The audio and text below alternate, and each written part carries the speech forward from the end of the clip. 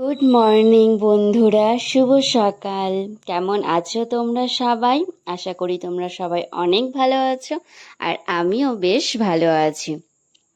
তো আমি পিয়ালি, আমার এই বিন্দাস গার্ল চ্যানেলে তোমাদের অনেক অনেক স্বাগত। আজকে সকালবেলা একটা ছোট্ট ব্লগ নিয়ে চলে এসেছি তোমাদের সাথে। আজকে তো সোমবার, মহাদেবের পুজো দিব, তার জন্য একটু চলে যাচ্ছি মিষ্টির দোকানে। বাবা দেখো গাড়ি বের করে নিয়েছে, তো বাবার সাথেই যাব।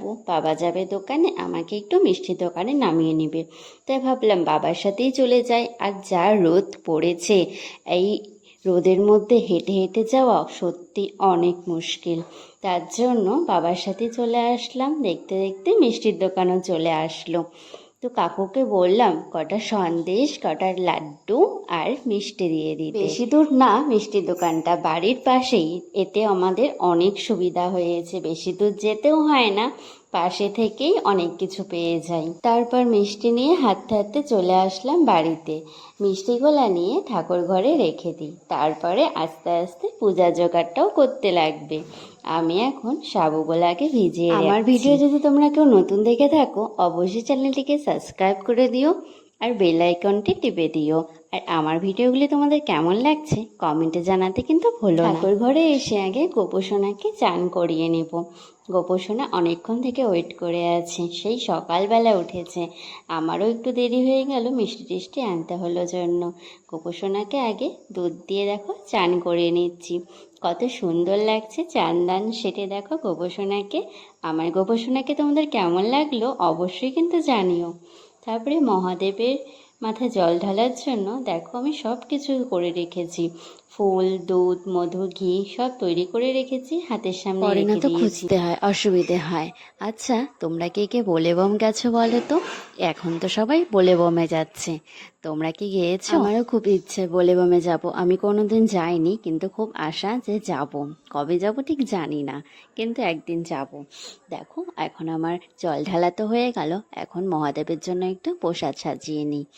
প্রসাদে দিয়েছি ফল, দিয়েছি মিষ্টি সন্দেশ, আর একটু যে সাবু ভিজিয়ে রেখেছিলাম, পরে আমি সাবুগোলা দিয়ে দিই। মহাদেবের প্রসাদ রেডি হয়ে গেছে, এখন মহাদেবকে আমি প্রসাদ গ্রহণের জন্য রেখে দিলাম। কেমন লাগছে মহাদেবকে? মহাদেবের পুজো করে আমি দেখো সাবুকলা মেখে নিলাম।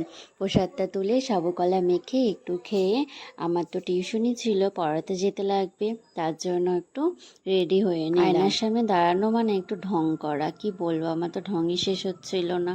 তারপরে এদিকে সময়ও হয়ে গেল, আমি বেরিয়ে পড়লাম। রাস্তায় যা রোদ, সেদিন কিন্তু প্রচুর গরম পড়েছে আর প্রচুর রোদ উঠেছিল।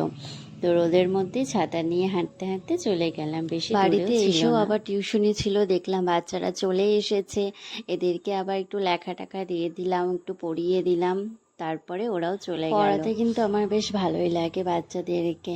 তারপরে বিকেলবেলা দেখো গুড্ডু চলে এসেছে, আবার গুড্ডু বলছে আমি আঁকা করব আঁকা করব। তো ওকেও দিয়ে দিলাম, কিছু তো পারে না, তাও একটু আঁকলো। রং দিয়ে দিচ্ছি, এখন রং করলো, বেশ রঙও করতে পারে। আমি এঁকে এঁকে দিলাম আর ও রং করছে। ও রং করতে খুব ভালো লাগে। এখন একটা গাছ আঁকবে বলে দেখো গাছটা এঁকে দিলাম, গাছটা এখন ও রং করবে, একটু রং করবে, পাঁচ ওর হয়ে যাবে গা, মানে ওর মন মর্জি মতো। দেখো ওই যে হয়ে গেল ওর রং করা, একটু একটু এভাবেই ও রং করে, এভাবে রং করতে ভালোবাসে, একটু করলো বাস হয়ে গেল। তো এভাবেই কাটলো আজকের বিকেলটা। আজকে সারাদিন কে কী গেল তোমাদের সাথেও শেয়ার করলাম। ওর হয়ে গেল, দেখো কালকে এঁকেছিল, খুব সুন্দর হয়েছে, বলে মনু এঁকেছে, মানে গরু, ও গরু খুব পছন্দ করে, তার জন্য। তো অনেকক্ষণ তো থাকলাম, আর ভাল লাগছে না, ভাবলাম যে একটু বাইরে যাই। তো গেটের সামনে দেখি বিকেলবেলায় যে ফুলগুলো ফোটে, এগুলো শুধু বিকেলবেলা করেই ফোটে, সারাদিন তো ফোটে না।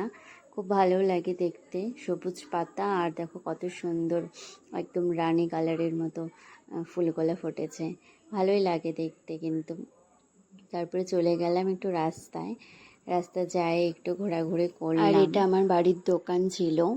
তো আর দেখো মা আর গুড্ডু হাঁটতে বেরিয়ে গেছে, আমি একটু হাঁটছি একা একা, আমার তো আর সঙ্গী নাই।